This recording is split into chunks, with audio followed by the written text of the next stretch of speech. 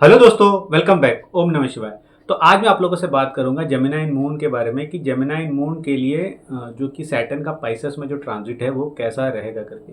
तो देखिए, जेमिनाई वालों का 9th हाउस में ट्रांजिट हो रहा था, जो कि 2023 का जो ट्रांजिट हुआ था जो कि एक्वेरियस साइन में था।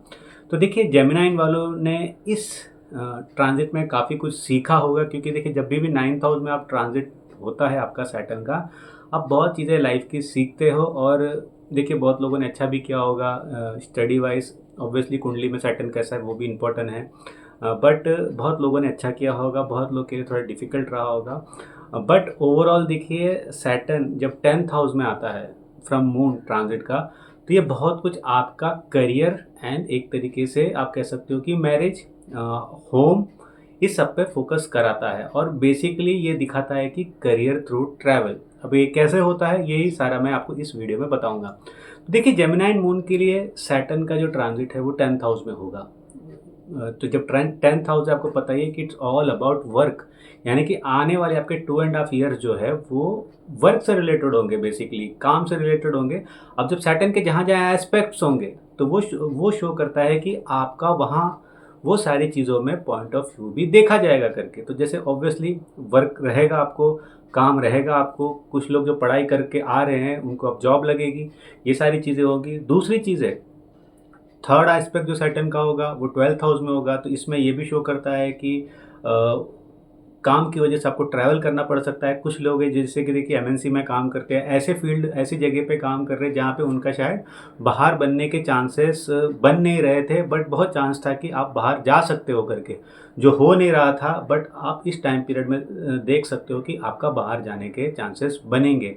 और ख़ास करके अगर कोई भी जेमिनाई मून वाला है जिसकी देखो एक तरीके से राहु एक्टिवेटेड हुआ होगा, यानी कि हो सकता है कि कोई बड़ा प्लेनेट राहु के ऊपर ट्रांजिट हो रहा होगा, या राहु की महादशा किसी तरीके से, अंतर्दशा किसी तरीके से चल रही होगी, तो उनके जाने के बहुत ज़्यादा चांसेस बन रहे हैं। अगर 12th हाउस का प्लैनेट का अगर अंतर्दशा भी चल रहा होगा तब आपके बनने के बहुत ज़्यादा चांसेस बनते हैं। तो ये एक चीज़ दिखाता है कि सबसे पहली प्रायोरिटी जो शुरू में आपके इस ट्रांजिट से देखने मिलेगी वो है वर्क।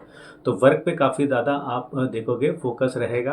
दूसरी बात है कि आप बिकॉज ऑफ वर्क शायद घर से दूर ज़्यादा रहोगे, जैसे कि आप जब वर्क में रहोगे, क्योंकि देखो Saturn opposite of 4th house रहेगा आपके। तो जब Saturn opposite of 4th house रहेगा तो आप देखोगे कि ज़्यादा घर पे शायद टाइम नहीं आपका टाइम ज़्यादा स्पेंड नहीं हो रहा है। क्योंकि एक चीज़, दूसरी चीज़ ये है कि जो काफ़ी टाइम से वर्क कर रहे हैं आप देखोगे आपके ऊपर कहीं ना कहीं वर्कलोड ज़्यादा बढ़ रहा है करके। खास करके अगर आपका सैटर्न का ही महादशा एक तरीके से चल रहा हो तो आप इस चीज़ को ज़्यादा काउंटर करोगे कि बहुत ज़्यादा आपको वर्क से रिलेटेड चीज़ें उभर के आ रही है और घर में शायद कम टाइम आपका स्पेंड हो रहा है करके। तो ये चीज़ें आपको बहुत ज़्यादा देखने मिलेगी। दूसरी चीज़ ये है कि सैटर्न आपको ज़िम्मेदारी लेने बोलेगा। जैसे कि देखो, आप हो सकता है कि वर्क में थे, काफ़ी टाइम से आप वर्क ही कर रहे थे और आपने उस चीज़ में आप चिल मार रहे हैं, एक तरीके से आपका वहाँ पे चिल चिल मोमेंट चल रहा था। बट आप फ़ील करोगे जैसे जब सैटर्न 10th हाउस में आ गया ना, आपके ऊपर वर्कलोड, वर्क प्रेशर ज़्यादा आपके ऊपर डाला जाएगा कि भाई ये भी करो, वो भी करो, ये सारी चीज़ें करो। और आपको कहीं न कहीं भाग-दौड़ भी इस टाइम पीरियड में होता हुआ दिखेगा, जिस वजह से देखो थोड़ा बहुत आप फटीग भी फ़ील करोगे।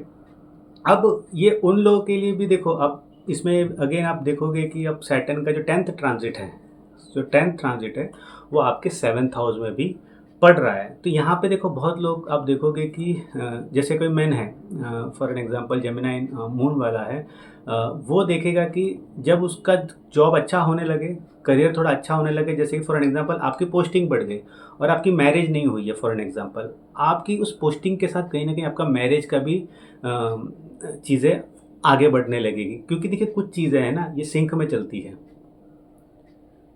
कुछ चीज़ें सिंक में चलती है। तो इस वजह से आप देखोगे कि ये आपका जो ट्रांजिट है ना, ये आपके लिए कहीं ना कहीं अगर दिखा रहा है कि डेवलप हो रहा है आपका करियर, तो आप देखोगे कि अगर अनमैरिड हो ना तो मैरिज के ज़्यादा भी चांसेस बनाएंगे। क्योंकि देखिए जेमिनाइन वालों के लिए नेक्स्ट ईयर जुपिटर भी मून के ऊपर से ट्रांजिट करेगा, जो कि आपके 7th हाउस पे एस्पेक्ट करेगा।